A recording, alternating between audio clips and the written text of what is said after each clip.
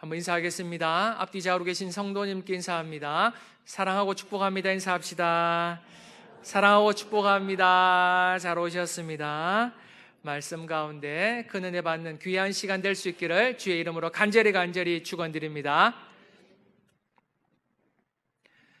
오늘날 현대인들이 간절히 바라는 것이 있다면 그것은 바로 위로받기를 원한다는 것입니다.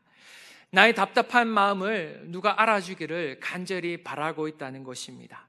나의 상처난 마음을 누가 위로해 주기를 간절히 바라고 있다는 것입니다. 나의 이야기를 들어주면 나의 이야기에 공감해 주기를 간절히 기대하고 있다는 것이죠. 그런데 우리의 현실은 어떻습니까? 어디에서도 우리의 삶의 이야기를 나눌 수가 없다라는 것입니다. 가정에서도, 직장에서도, 교회에서도 우리의 삶의 이야기를 쉽게 나눌 수가 없다라는 것이죠. 왜냐하면 요즘 사람들은 공감해주며 위로해주기보다는 가르치려 하고 지적하고 때로는 비난하기 때문입니다. 그러나 우리가 정말 원하는 것은 바로 위로라는 것입니다. 정말 힘들었구나. 정말 고생했어. 네가 정말 상처를 받았구나. 이런 위로의 말을 간절히 바라고 있다는 것입니다. 그러나 정작 우리 주위에 있는 사람들은 우리에게 위로를 주기보다는 정답을 주고자 하는 거예요. 그것은 네가 잘못한 거야. 네가 마음이 약해서 그래. 세상 사는 건 다 그런 거야. 너만 그렇게 마음 아파하는 거 아니야. 주위에 이렇게 이야기한 사람들이 있죠. 그런데 이런 사람들과 이야기하다 보면 마음이 답답해져요. 별로 대화하고 싶지가 않습니다. 그리고 나는 그 사람을 믿고 나의 속마음을 솔직하게 이야기했는데 그 이야기가 우리 주변에 얼마나 빨리 퍼지는지 몰라요. 그리고 이런 말이 있죠. 기쁨을 나누면 배가 되고 슬픔을 나누면 절반이 된다라고 이야기하는데 우리의 삶의 현실은 그렇지가 않습니다. 기쁨을 나누면 시기가 되고 슬픔을 나누면 약점이 되는 시대 속에 우리가 살아가고 있다는 것입니다. 참 서글픈 이야기입니다. 이제는 누구를 믿고 내 삶의 이야기를 나눌 수가 없다는 것입니다. 가정에서도 직장에서도 교회에서도 누구에게도 내 마음의 속마음을 솔직하게 털어놓을 수 없는 그런 시대 속에 우리가 살아가고 있다는 거예요. 그래서 요즘 사람들은 누구에게 자신의 속마음을 털어놓고 있는지 아십니까? 아니에요. 챗 GPT라는 인공지능 컴퓨터에게 자신의 속마음을 털어놓는다고 합니다. 컴퓨터에게 속마음을 털어놓는 거예요. 요즘 이런 AI 인공지능이 자신의 친구가 되고요, 또한 상담사가 된다라고 해요. 왜냐하면 인공지능은 사람들의 이야기를 다 들어주기 때문입니다. 인공지능은 사람들을 가르치거나 비방하거나 지적하는 것이 아니라 위로만 해주기 때문이라는 것이죠. 사람들에게 받지 못했던 그런 위로를 AI 인공지능 컴퓨터에게 받고 있는 시대라는 것입니다. 무엇보다 AI 인공지능에게 이야기한 내용들은 소문이 나지 않는다라는 거예요. 이 사람들에게 이야기하면 그게 다 소문이 퍼지는데 컴퓨터에게 이야기하면 소문이 나지 않으니 마음 편하게 자신의 이야기를 쏟아놓게 된다는 것입니다. 어쩌다가 세상이 이렇게 변하게 되었을까요? 오늘부터 우리가 묵상하게 될 내용은 바로 사무엘상 내용입니다. 오늘 본문에 보시면 사람들에게 위로받지 못하고 상처와 고통 중에 살아갔던 한 여인이 등장하고 있습니다. 그 여인의 이름은 바로 한나입니다. 한나는 왜 상처와 아픔이 가득한 세상을 살아갔는지, 인생을 살아갔는지, 그리고 그는 그 인생의 문제를 어떻게 해결해 가고자 했는지를 오늘 본문을 통해 한번 살펴보도록 하겠습니다. 첫 번째로는 엘가나의 가정에 대해서 말씀하십니다. 1절을 보시면 성경은 엘가나라는 인물에 대해서 이렇게 소개하고 있습니다. 읽었던 말씀이지만 다시 함께 읽습니다. 1절 말씀입니다. 시작. 에브라임 산지 라마다임 소빔에 에브라임 사람 엘가나라는 사람이 있었으니 그는 요로함의 아들이요 엘리후의 손자요 도우의 증손이요 수베의 현손이더라. 아멘. 성경은 그를 어느 지파에 속한 사람이라고 이야기하고 있습니까? 에브라임 사람 엘가나라고 말씀하고 있어요. 자, 그렇다면 이 엘가나는 에브라임 지파의 사람이었을까요? 에브라임 지파 사람이 맞습니까? 그런데 엘가나가 에브라임 지파의 사람이 되면 문제가 하나 발생하게 돼요. 왜냐하면 엘가나의 아들이 누굽니까?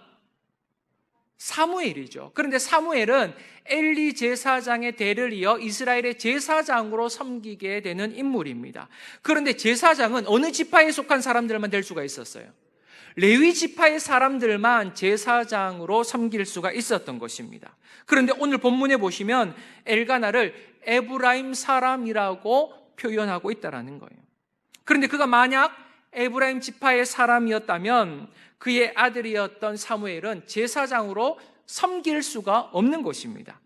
그렇다면 엘가나는 어느 지파 사람이어야만 합니까? 레위 지파의 사람이어야만 해요. 오늘 본문만을 보시면 그가 에브라임 지파에 속한 것처럼 보이지만 역대상 6장에 보시면 그가 레위 지파의 사람이었다라는 것을 알 수가 있습니다. 역대상 6장에는 레위 지파의 자손들에 대한 족보를 기록하고 있는데 27절에 그의 이름이 기록되어 있어요. 27절 말씀을 함께 읽도록 시작. 그의 아들은 요로함이요 그의 아들은 엘가나라. 성경은 그를 레위 지파로 기록하고 있다라는 거예요. 그래서 더 이상의 논란의 여지가 없다라는 것입니다. 그렇다면 1절은 어떻게 해석해야 되는가 하면 에브라임 땅에 살고 있던 레위 지파의 사람 엘가나라고 해석해야 된다는 거예요. 당시 레위 지파들은 기업이 없었기 때문에 각 지역에 떨어져서 이렇게 생활하고 있었습니다. 그래서 엘가나는 에브라임 땅에 살았던 레위 지파의 사람이라는 거예요. 성도 여러분, 성경을 해석하는 가장 기본적인 방법이 무엇이냐면 성경은 성경으로 풀어낸다라는 것입니다. 성경은 세상적인 학문이나 역사로 풀어내는 것이 아니라 성경은 성경 내에서 풀어내야만 한다라는 거예요.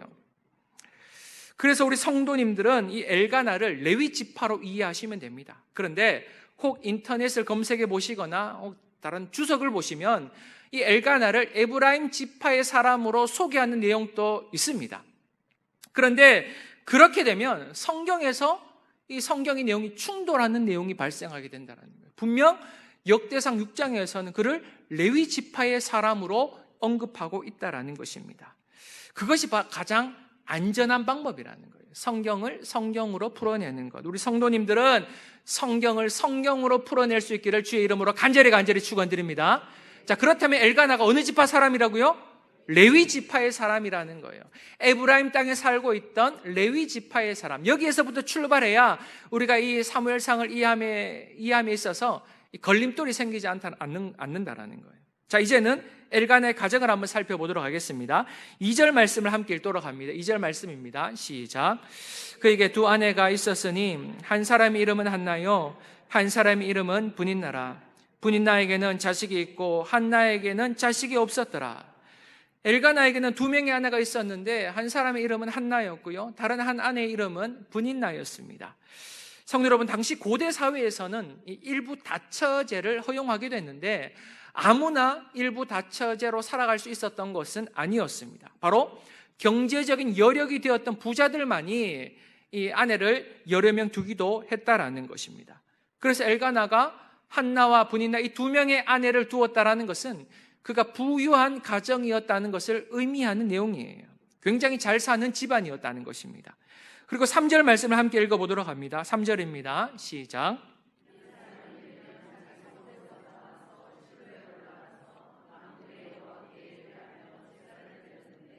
엘리의 두 아들 홈니와 비느하스가 여호와의 제사장으로 거기에 있었더라.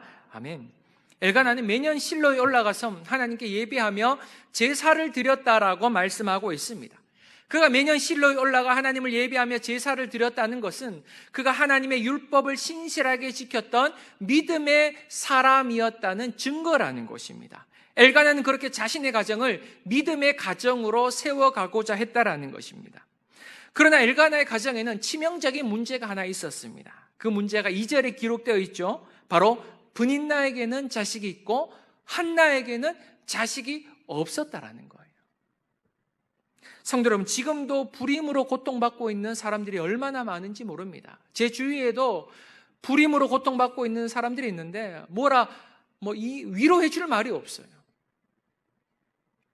그들이 당하는 개인적인 고통과 아픔은 말로 다 표현할 수가 없는 것입니다. 그러나 과거에는 이런 불임이 사회적으로 비난받는 고통이었다는 것입니다. 우리나라만 해도 과거에는 불임으로 인해서 가정에서 고통받았던 여인들이 얼마나 많았는지 모릅니다. 스스로도 굉장히 고통스러운데 사람들과 가족들의 그 비난과 조롱을 당해야만 했다라는 것이죠. 고대 사회에서는 더더욱 그러했습니다. 왜냐하면 고대 사회에서는 이 자식을 신의 축복으로 여겨졌기 때문입니다. 그러니 당시 사람들은 이 불임이라는 것을 신의 저주로밖에 생각할 수 없었다는 거예요. 그래서 불임한 여인과 가정을 보면 저 여자는, 저 가정은 무슨 죄를 지어서 신으로부터 저주를 받았구나. 그래서 자녀를 낳지 못하는구나. 그렇게 생각을 했다라는 거예요. 지금 한나의 상황이 그러했습니다. 한나는 지금 굉장히 고통스러운 상황이었어요. 그러나 참 감사한 것은 무엇이었습니까? 그의 남편이었던 엘가나가 그를 굉장히 사랑했다라는 거예요. 그래서 제사를 드린 이후에는 그 제물을 가족들과 함께 나누어 먹었는데 엘가나는 갑절의 음식을 한나에게 주었다라고 말씀하고 있습니다. 엘가나가 우리가 먹을 수 있는 양보다 갑절의 음식을 준 이유는 바로 그가 한나를 사랑했기 때문이라는 거예요. 그러나 그로 인해 또 다른 문제가 일어나게 됩니다.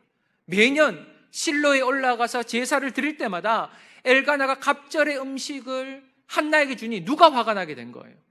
분인나가 화가 나게 된 거예요. 왜 남편은 자식 있는 나를 사랑하지 않고 자식도 없는 한나만을 사랑하는 거예요? 물론 엘가나가 분인나를 사랑하지 않았던 것은 아닙니다. 하지만 엘가나는 한나를 더 사랑했다라는 거예요. 그러나 지금 한나에게는 남편의 사랑이 어떠한 위로도 되지 않았다라는 것입니다. 그렇죠? 자신의 상황이 비참하고 고통스러울 뿐이었다라는 것이죠. 또한 분인나의 비난과 조롱으로 인해서 그의 마음이 완전히 무너지게 되었습니다. 성도 여러분, 사람의 마음이 한번 이렇게 완전히 무너지게 되면요, 눈물만 흘러요. 눈물만. 그럴 때에는 사람의 어떤 말도 위로가 되지 않습니다. 8절에 보시면 엘가나가 한나에게 이러한 위로의 말을 전하게 돼요. 여러분 8절 말씀을 함께 읽도록 합니다. 시작.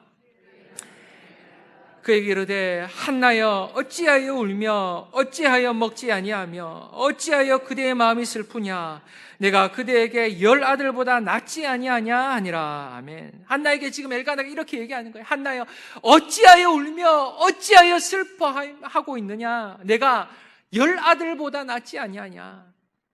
지금 엘가나의 말은 10 자식보다 자신이 낫다라는 거예요. 내가 당신을 사랑하니 그것으로 충분하지 않느냐, 그러니 너무 슬퍼하지 말라는 거예요. 그런데 지금 한나에게 이 엘가나의 말이 위로가 되겠습니까?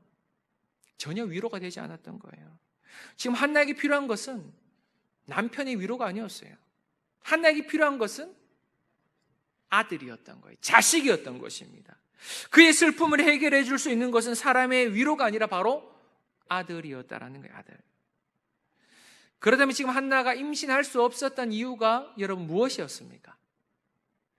한나의 문제였습니까? 아니에요. 여러분 6절 말씀인데요, 6절 말씀을 함께 읽도록 하겠습니다. 시작. 여호와께서 그에게 임신하지 못하게 하심으로 그의 적수인 분인나가 그를 심히 격분하게 하여 괴롭게 하더라. 아멘. 그의 불임의 문제는 한나의 문제가 아니라 누가 그렇게 하셨다는 거예요? 하나님께서 그렇게 하셨다는 것입니다.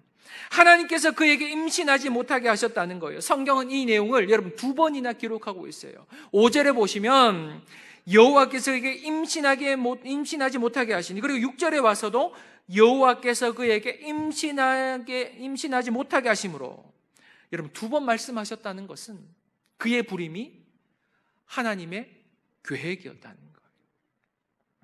사랑하는 성도 여러분, 지금 이 한나의 불임이 하나님의 계획이라는 것이 이해가 되십니까?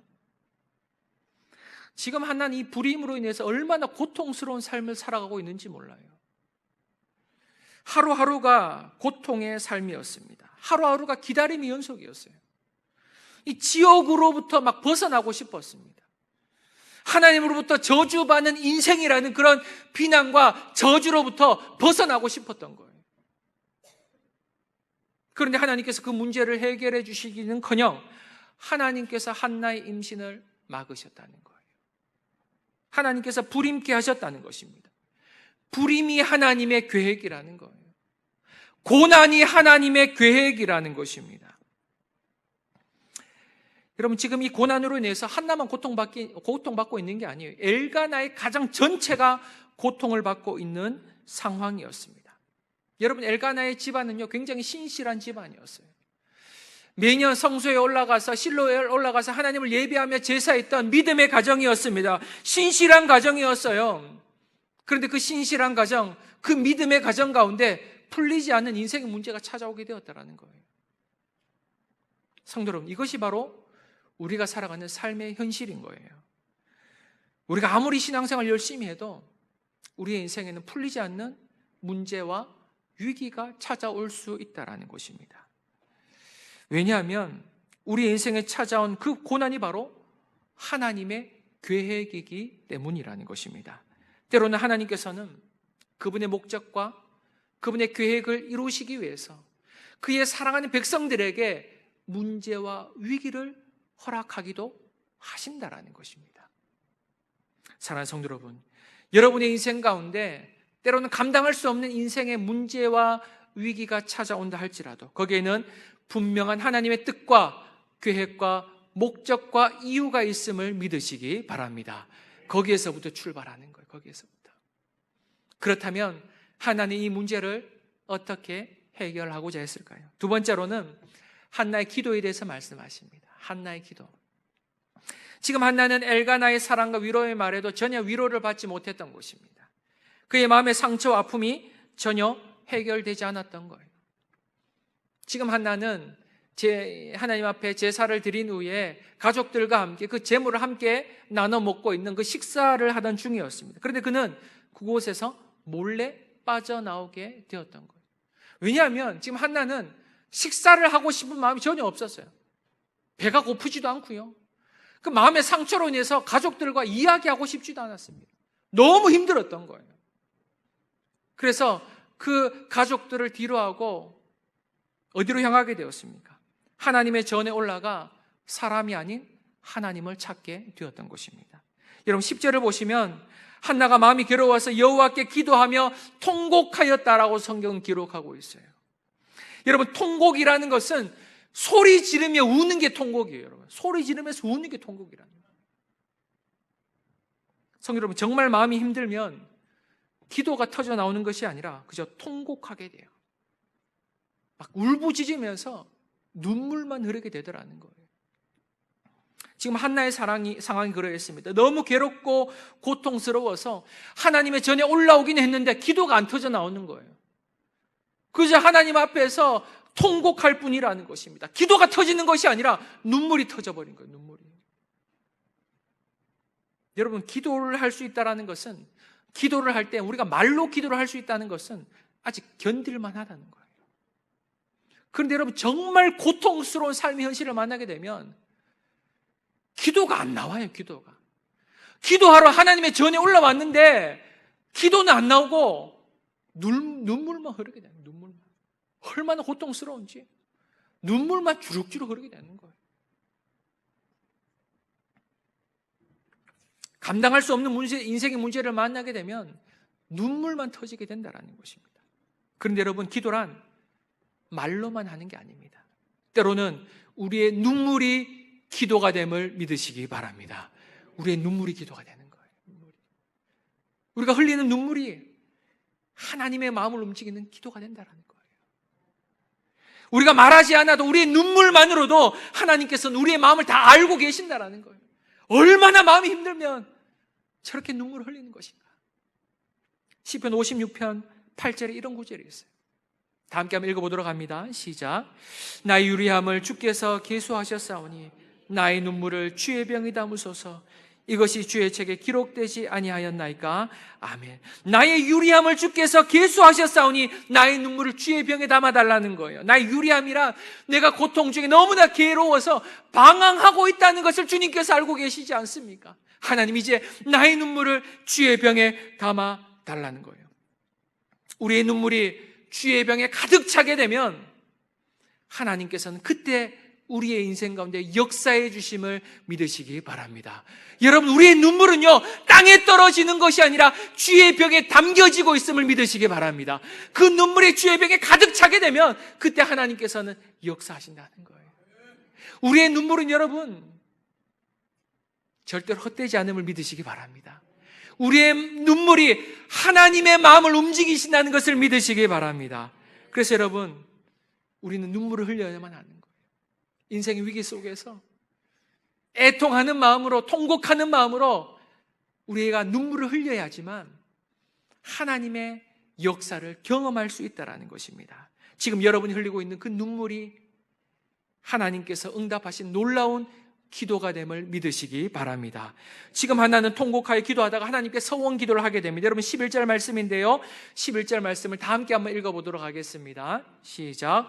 서원하여 이르되 만군의 여호와여, 만일 주의 여종을 돌보시고 나를 기억하사 주의 여종을 잊지 아니하시고 주의 여종에게 아들을 주시면 내가 그의 평생에 그를 여호와께 드리고 삭도를 그의 머리에 대지 아니하겠나이다. 아멘. 하나님, 이 불쌍한 여종에게 아들을 주시면 내가 그 평생을 여호와께 드리며 그의 머리에 삭도를 대지 않겠습니다. 이렇게 기도하고 있어요. 하나는 분명하게 알고 있었던 것입니다. 이 문제를 해결할 수 있는 분은 오직 주님밖에 없음을 알고 있었던 거예요. 이 문제가 하나님께로부터 왔는지는 알지 못하고 있었지만 이 문제를 해결해 주실 분은 오직 주님밖에 없음을 믿고 있었던 것입니다. 그리고 그의 고백을 보시면 지금 한나는 하나님 앞에서 자신을 누구라고 고백하고 있습니까? 여종이라고 고백하고 있어요. 여종의 고통을 돌보시고 주의 여종을 잊지 아니하시고 주의 여종에게 아들을 주시며, 지금 한나가 자신을 여종으로 고백하고 있다는 것은 하나님 앞에서 그의 마음이 완전히 낮아지게 되었다는 거예요. 하나님, 내가 이렇게도 해보고 저렇게도 해봤는데 아무것도 되지 않습니다. 이제는 주님밖에 없으니 하나님, 나의 주인이신 주님, 이 여종을 긍휼히 여겨 주시옵소서. 내가 할 수 없으니 하나님, 이 여종에게 은혜를 베풀어 주시옵소서. 만약 하나님께서 나의 이 문제를 해결해 주신다면, 아들을 주시면 나의 모든 상처와 아픔을 치료해 주신다면 그 아들을 주님께 드리겠습니다. 나 실인으로 키우겠다는 것입니다. 나의 아들이 아닌 하나님의 아들로 키우겠다는 것이죠. 그러니 아들을 주심으로 나를 이 고난에서부터 구원해 달라는 것입니다. 지금 한나는 소리를 지르면서 하나님 앞에 간절히 부르짖고 있는데, 이것을 본 엘리 제사장은 한나가 술에 취했다고 생각을 하게 되었던 거예요. 그래서 한나가 무엇이라고 그래서 이 엘리가 한나에게 무엇이라고 이야기합니까? 언제까지 취해 있겠느냐? 포도주를 끊으라는 거예요. 그때 한나가 무엇이라고 고백합니까? 여러분, 15절 말씀인데요, 15절 말씀을 함께 읽도록 합니다. 시작. 한나가 대답하여 이르되 내 주여, 그렇지 아니하니이다. 나는 마음이 슬픈 여자라. 포도주나 독주를 마신 것이 아니요 여호와 앞에 내 심정을 통한 것뿐이오니. 아멘. 나는 지금 취한 것이 아니라 나의 이 답답한 마음을 하나님께 내어놓았을 뿐이라는 거예요. 성도 여러분, 지금 이 한나의 모습은 술 취한 모습이 아니라요, 성령의 임재로 충만한 모습이었다는 거예요. 그가 기도를 할 때 막 애통하며 주의 이름을 부르짖으면서 기도했던 것은 성령께서 그의 마음에 역사하사 그로 하여금 기도케 하셨던 거예요. 서원케 하셨다라는 것입니다. 이것은 분명 성령의 역사였다는 것이죠. 그런데 영적인 눈이 어두워진 엘리 제사장이 한나를 바라보니 술 취한 것처럼 보였다는 거예요. 사랑하는 성도 여러분, 우리의 인생은 위기 속에서 술에 취한 인생이 아니라 성령으로 충만한 인생이 되어야 함을 믿으시기 바랍니다.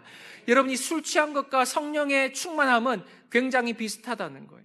세상 사람들이 볼 때에는 굉장히 비슷해 보인다는 것입니다. 에베소서 5장 18절에 이렇게 말씀하고 있습니다. 술 취하지 말라. 이는 방탕한 것이니 오직 성령으로 충만함을 받으라. 아멘.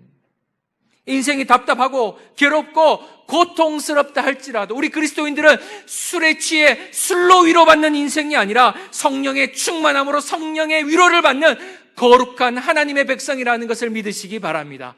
성령이 위로를 받는 인생이 되어야 한다는 거예요. 술에 취한다는 것은 단순히 술을 마신다는 것이 아니라 세상 속에서 위로받고자 하고 세상을 찾는 인생이 아니라 성령에 취해 성령의 위로를 받는 인생이 되어야 한다라는 것입니다. 이것이 바로 사람이 줄 수 없는 진짜 위로와 진짜 평강이라는 것이죠. 제가 때로는 고통 중에 있는 성도님들을 찾아뵈면 때로는 할 말이 없을 때가 있어요. 이 고통스러운 현실 속에서 나의 어떤 말이 이 성도님들에게 위로가 될 수 있을까? 위로가 되지 않는다는 것을 너무나 잘 알고 있기에 때로는 말 한마디 건네기가 너무나 어려운 거예요. 사랑하는 성도 여러분, 우리를 위로해 주실 수 있는 분은 오직 주님밖에 없음을 믿으시기 바랍니다. 여러분 18절 말씀인데요, 18절 말씀을 다 함께 읽어보도록 합니다. 시작. 당신의 여종이 당신께 은혜 입기를 원하나이다 하고 가서 먹고 얼굴에 다시는 근심빛이 없더라. 아멘. 한나가 하나님께 기도하고 나니 그의 얼굴에 다시금 근심하는 빛이 없었다라고 말씀하고 있습니다. 성령께서 역사하시니, 성령께서 위로하시니 그의 얼굴에 근심이 사라짐이 됨을 믿으시기 바랍니다. 성령께서 역사하시면 근심이 사라지게 됩니다. 얼굴빛이 달라지게 된다는 거예요. 여러분 인생에 위기가 있습니까? 문제가 있습니까? 고통이 있습니까? 위로받기를 원하십니까? 그렇다면 하나님께 기도할 수 있기를 주의 이름으로 간절히 축원드립니다. 우리가 기도함으로 우리의 눈물을 주의 병에 담게 될 때 하나님께서는 우리를 위로하시며 우리의 모든 근심을 사라지게 해주실 뿐만이 아니라 주의 병에 우리의 눈물이 가득 차게 되었을 때 우리의 인생에 놀랍게 역사해 주실 줄을 믿습니다. 그런 하나님의 위로와 기적과 은혜를 경험할 수 있는 우리 성강의 모든 성도님들이 다 될 수 있기를 주의 이름으로 간절히 축원드립니다.